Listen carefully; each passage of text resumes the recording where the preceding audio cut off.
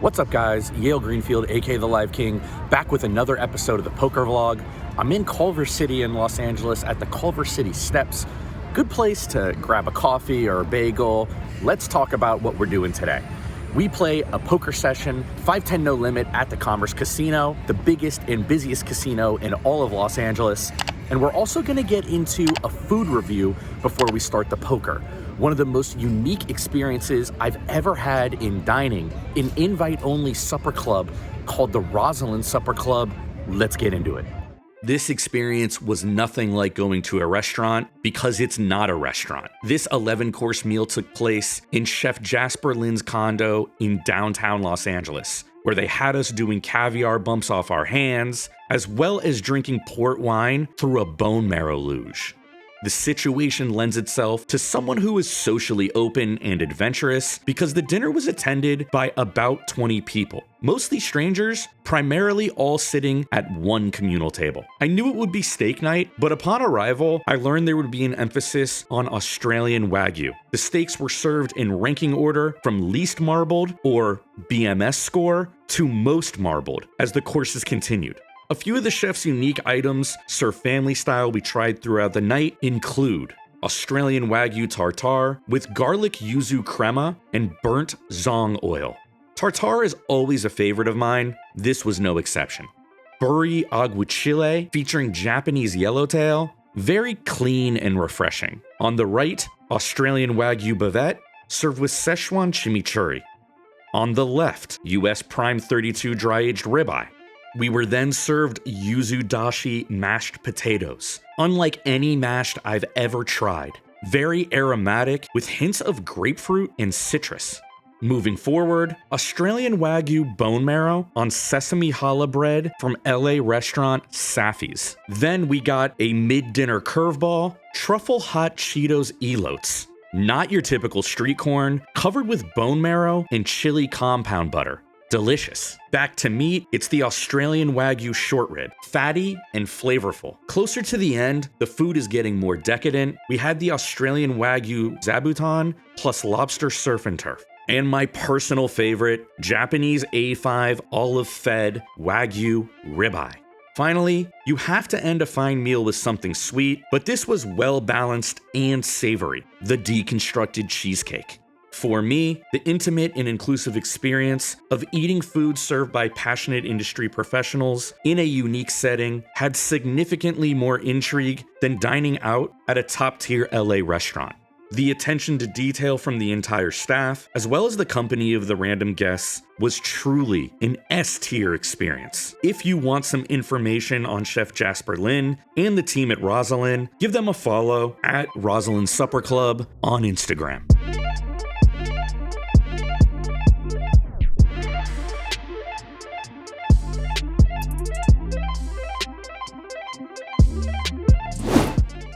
First hand of the day occurs 20 minutes into the session. We've got a cutoff open to 25 and a button flat. We've been dealt the queen 10 of diamonds in the small blind and kick it up to 130.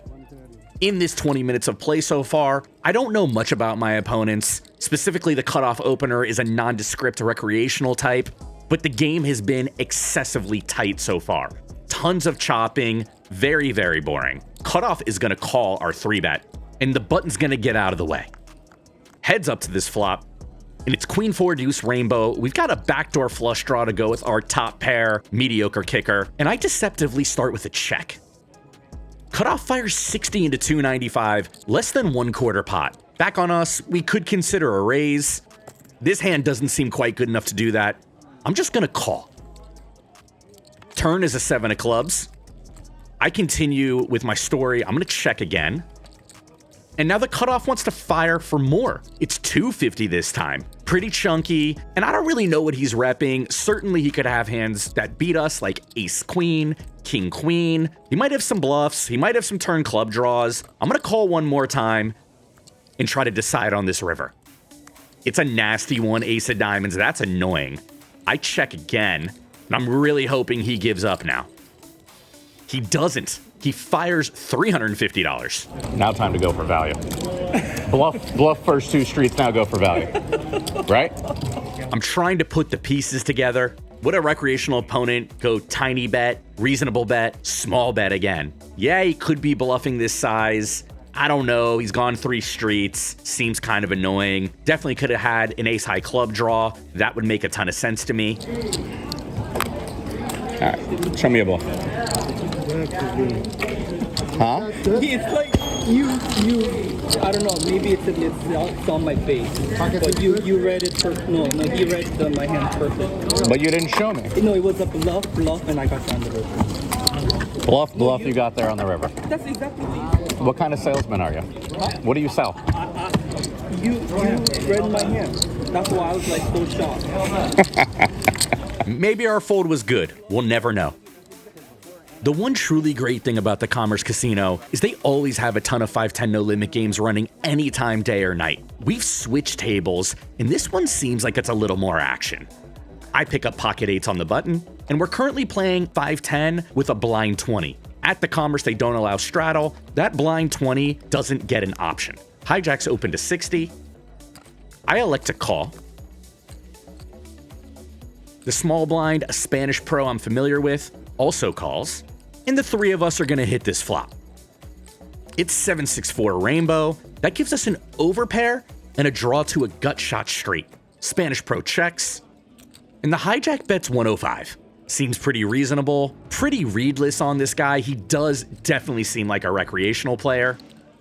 I go ahead and just call. Spanish pro gets out of the way. And the turn's a jack of clubs. Pretty good card for the pre-flop raiser's range.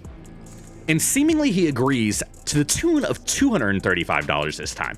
While I could consider folding, I don't know that his line makes a ton of sense. Sure, he can have jacks, queens, kings, or aces, but sometimes he's got some whiffs. I'm gonna call one more time and see if he's got the gusto to go for a 3rd barrel. Maybe we'll hit a straight. King of clubs on the river. Backdoor flush is in now. $890 in the middle, and after a little bit of thought, the hijack fires out 500. Well, this is a bit annoying. I don't think our blockers to a straight matter much here. I'm gonna muck it. And oh no, Queen 10 of diamonds? What a combo. No equity on the flop and just rips the 3 barrel in our face and shows us to boot. We're looking to get right after taking a couple of L's to start the day off. We've got 2 queens in the cutoff. We opened a 50 and a 5-10-20 configuration. But we're facing a 3-bet from the button to 175. This guy is a Spanish pro, pretty solid. I wouldn't call him too tight or too loose. Now back in our shoes, we start the hand out with 1465. Some low frequency calls might be okay, but with the 3rd best hand in poker, I think we just want to play 4 bets. Here's the question. Do we want to go small, something like 425 or 440, or do we just want to play all-ins? And here, I think all-in is going to be best. We go Rip City, 1465 and all, and we're gonna be doing this with our entire continuing range. Basically, whether we have ace king or a bluff like ace 5 or ace 4, it doesn't really matter here. He does put in the call after asking for a count, so hopefully we're ahead at this point. Flops 10-9-7 rainbow, that seems pretty safe unless he's got pocket 10s. Jack on the turn, and jack on the river. We table the 2 queens, and the button mucks.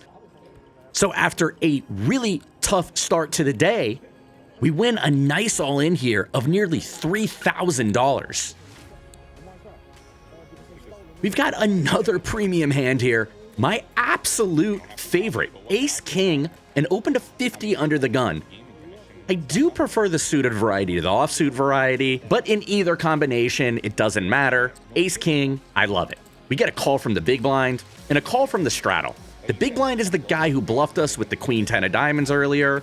The straddle is a pro visiting from England. Flops 10 deuce deuce, 2 clubs. That gives us the nut 4 flush and 2 overs. Big blind checks, as does straddle. And here I prefer c-betting, and I use a small size. A relatively quick call from the big blind, and the straddle's out of the way. Looking for a good card to barrel on, and that's exactly what we get on this 6 of clubs. We've got an ace high flush. Big blind checks, This feels like a pretty easy spot to keep on betting. We could do this with hands like overpairs, sometimes naked ace of clubs. In this instance, we've got it, so let's bet 135. Top right of your screen, our man is reaching for some chips, and those are raising chips. 435 to go. Well, this doesn't seem like that big of a deal. This guy is a recreational. He's shown he's willing to bluff. He could have a hand like 2-10s. We now beat a deuce, which is great. Pocket sixes, sure, it's possible, but he can have all kinds of lower flushes too. We're gonna call and hope for a brick river. 5 of diamonds, about as bricky as it gets. And the big blind is grabbing those whites, and he rockets 7-10 into the middle. Pretty chunky bet. That's a 1-chip call from us. That's a good turn for you. And he shows us a nasty, nasty, nasty combo. That turn 6 of clubs makes him a boat. It also makes us a flush. And after the pocket queens works, the ace king goes down in flames, and we're right back to where we started. We've got my favorite hand back to back. Can we please turn water into wine this time? Cutoff's open to 40. I've bought the button here. I'm gonna raise it up to 175. The cutoff is a guy I recognize, but I don't know a lot about. I presume he's a recreational. He's gonna put in the call. Heads up to this flop, and it's ace-4 rainbow. Hard to ask for better than that. We start with a very small bet of 75, hoping to get peeled, or maybe he takes the bait a little bit in some way. And yes, he raises to 225. I'm absolutely loving this, and frankly, I don't need to put in a re-raise here to get all the chips in by the river. Thus, I lay the trap, just calling. Turns a 3 of hearts, changing nothing. That's a quick check from us. The cutoff seems to be in a pretty deep tank here. I can't say what I really think he should be doing here because he probably shouldn't have flop raises in reality. But he decides to go all in for 1,080, and that means we've insta-called. 3 of diamonds on the river. Oh no, that could be a chop. But he verbalized that he missed. This time the ace king works. Let's fucking go. Stay with me here. The table's added another wrinkle to this game. We're playing 5-10 no limit with a blind 20, but everybody at the table has agreed that if somebody limps, it's gotta be for 30. That way the straddle gets an option when it comes back to them. Here, under the gun, quote unquote, limps for 30, button calls the 30, and it's only $10 to us with the 8-3 of diamonds. I gotta toss it in. We're simply getting too much price here. And our 8-3 is golden suddenly. Queen 10-7 all diamonds. We start with a check, under the gun checks. The button bets 60. And here, I don't think our hand is quite good enough for a raise. So I call. Under the gun folds, and we're going heads up to a turn of a 3 of hearts. I once again check and flow, and the button snap checks back. 10 of clubs on the river. I like this one quite a bit. I do think the button might bet a queen 2 times when the diamond doesn't hit the turn. Thus, I think he's got a decent amount of 10x in range. We go for a large bet of 230 into 225. Now back in the button shoes. If he's got a 10, it's really hard to fold on a run out like this. He doesn't know me, and frankly with this line, he looks kind of capped. So I could be bluffing. He's thinking for quite some time. And yes, he calls us. And he cannot beat our 8-3 of diamonds. A solid little pot here. Feels like the tide might be turning a little bit for us. In this one, we've got the young kid's favorite hand, ace-5 of hearts. Low jack's open to 50. And we go for a 3-ball to 175. The button cold calls. And while that's no great surprise, it does kind of put me into a tough spot, having to play this hand out of position. Low jack comes along. Don't know if he's a pro or a rec. There's a lot of debate about that, but he usually plays higher stakes. Flop comes jack 9-3, 2 hearts, 1 diamond. That's a really nice flop when you've 3-bet the ace-5 of hearts. Low jack starts with a check. I do consider checking for a moment, but I think we're pretty low in range all in all. And this hand's gonna benefit from a bet mostly. So we sling out 260. The button calls. No great surprise. Now it's on this low jack player. He's got 14, 15 total. So if he's got a hand like ace jack or king jack, he probably just has to go with it right now. And there it is. He does go all in. While he certainly could have the aforementioned hands, he can have tons of stuff. Probably hands like queen 10, king high flush draws, maybe some queen high flush draws, or hands like 8-7 of hearts. He definitely has all combinations of sets, closing the action pre-flop, pocket jacks, pocket nines, pocket threes. And against all this range of hands, I just think we're gonna have like 40 to 45% equity a lot of the time. Sometimes we're gonna have more. And frankly, I'm not that concerned about the button behind because he didn't raise our flop C-bet. There is so much dead money out there. With all of these considerations in mind, I think calling is most prudent. Button quickly folds, and we're gonna get a turn and a river. We get no help on the 3 of diamonds turn, but a 6 of hearts river, that gives us the nut flush. And our opponent shows jack 10 of spades. So this is pretty revealing about this guy's strategy. Seeing that combo as a check raise all in certainly made this call quite profitable. In this one, we've got pocket 10s on the button. Under the gun has limped for 30. Hijack also limps for 30. And we've got a very easy raise.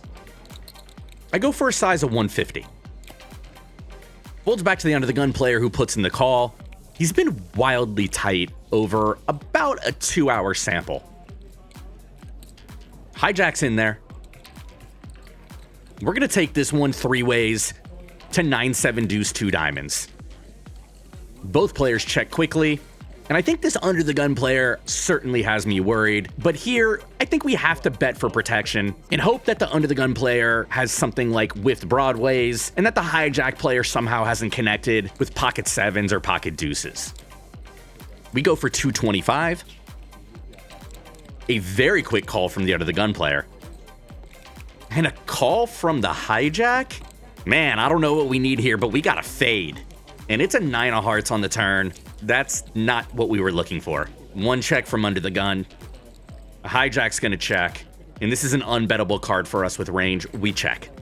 4 of hearts on the river. It's a nice run out. We could be winning here sometimes. And that's a bet of 375 from under the gun into 1160. Hijack lets it go. Now it's on us. This seems really nasty. It's hard for me to think this guy has a 9, but he did limp call pre, so it's certainly possible. He just plays so tight. I eventually begrudgingly put in the call. And look at this. 2 queens that limped and then just called. Never could have seen it coming. But I sort of feel like we lost maybe the minimum here. Could have been a way bigger pot. All right, guys, that's the end of it here at Commerce Casino tonight. This is kind of the craziest parking lot of all the ones that I do these outros in. I guess I'll start with a little bit of the state of play in Los Angeles. And right now, the eco has been hurting a little bit. Game's been a little bit slow. I do prefer to play 5-10 plus, and those games haven't been super easy to find. And I would prefer to play with a 20 or to at least have options with a 20. Bike's been pretty dead. Hustler's been pretty dead. I went up to Gardens one day. It was kind of dead. So that kind of lands you back at Commerce when you live in LA because it's really old faithful. The game's always run. I don't know if it's a geographical thing or what made Commerce the most popular. I just know that it is the most popular. All in all, kind of a wild session. A lot of ups and downs. Played a couple of big ones. Won some, lost some. I think I do continue to run pretty well. Not a ton to say really outside of that. Commerce, it's the fucking jungle, man. Wild ass place all into itself. There's really nothing like it in so many ways. So let's just get into the results. We were in for $2,500. We were out for $4,625. That's a profit of $2,125.